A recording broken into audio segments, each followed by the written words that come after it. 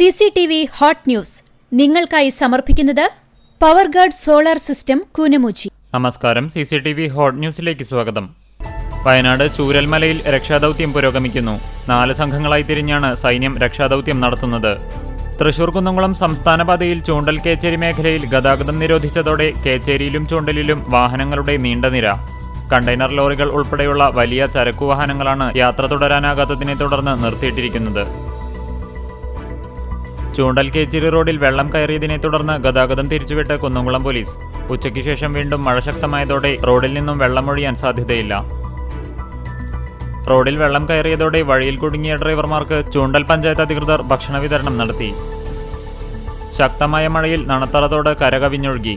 ചാലിശ്ശേരി കടവല്ലൂർ പഞ്ചായത്തുകളിലെ 50 ഏക്കറോളം വിരിപ്പ് കൃഷി വെള്ളത്തിൽ മുങ്ങി.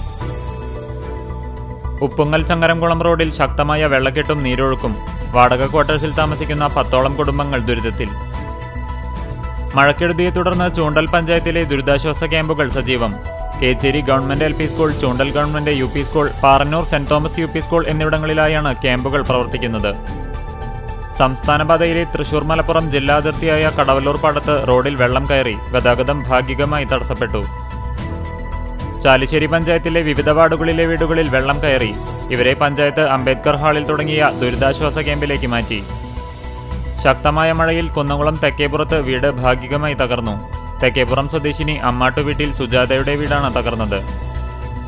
വേലൂർ ഗ്രാമപഞ്ചായത്ത് 5, 3 വാർഡുകളിൽ വെള്ളം കയറി.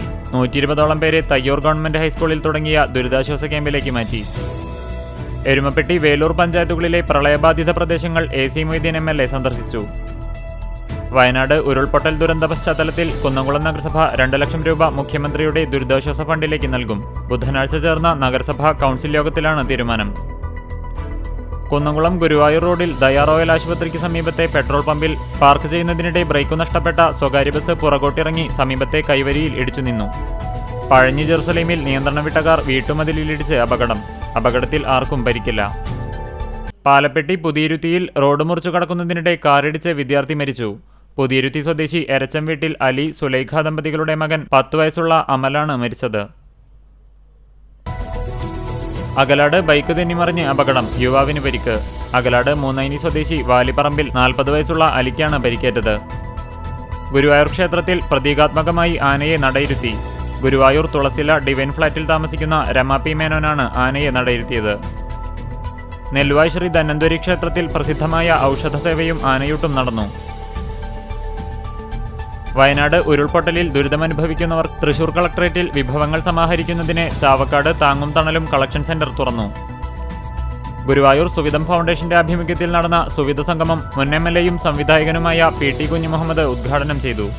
വെട്ടേറ്റു മരിച്ച പുന്നനൌഷാദിന്റെ 5ാം രക്തസാക്ഷിത്വ ദിനത്തിൽ ചാവക്കാട് മണ്ഡലം കോൺഗ്രസ് കമ്മിറ്റിയുടെ നേതൃത്വത്തിൽ അനുസ്മരണ സദസ്സും പുഷ്പാർച്ചനയും നടത്തി. ചിങ്ങമഹോത്സവത്തിന് ഗുരുവായൂരപ്പന് മുന്നിൽ 500 ഐശ്വര്യവിളക്കുകൾ തെളിയിക്കാൻ സംഘാടക സമിതി യോഗം തീരുമാനിച്ചു. ആഗസ്റ്റ് 17-നാണ് ഗുരുവായൂരിൽ ചിങ്ങമഹോത്സവം ആഘോഷിക്കുന്നത്. ആൽത്തറ വിശ്വഭാരതി കിസാൻ റോഡിൽ സ്വകാര്യ വ്യക്തിയുടെ ക്വാർട്ടേഴ്സിലെ ശുചിമുറി മാലിന്യം മഴവെള്ളത്തോടൊപ്പം റോട്ടിലേക്ക് ഒഴുക്കിവിട്ടു. CCTV ഹോട്ട് ന്യൂസ് നിങ്ങൾക്കായി സമർപ്പിക്കുന്നത് പവർഗാർഡ് സോളാർ സിസ്റ്റം കൂനമുച്ചി. ഇതോടെ CCTV ഹോട്ട് ന്യൂസ് സമാപിക്കുന്നു. കൂടുതൽ വാർത്തകൾക്കും വിശേഷങ്ങൾക്കും ഞങ്ങളുടെ web page, YouTube channel, Facebook page എന്നിവ സന്ദർശിക്കുക.